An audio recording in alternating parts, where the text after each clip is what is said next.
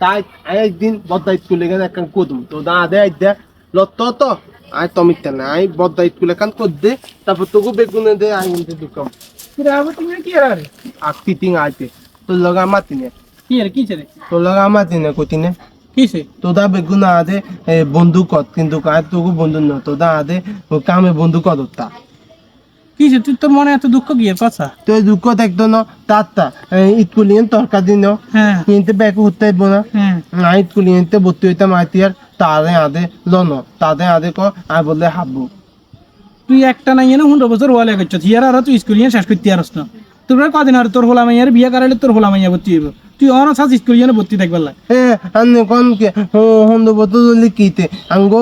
বাংলা বইতে লেখা আছে না কবি কোতে একবার ন পাদিলে দেখো ততবার দেখো যাতাবা তাহলে তুই এক কাম করিস তোর হোলা মাইয়া যেতে ভর্তি করাবি না হেতে তুই একাত্তর হিগুন লোক ভর্তি হইছিস ও তুমি হিগুন হলে কিতে তদ মাতেনি তার দে ভাইয়া নে কোন না দে কানন লবিল্লা ভাইয়া কমু আয় কমু কথা বুঝিস নি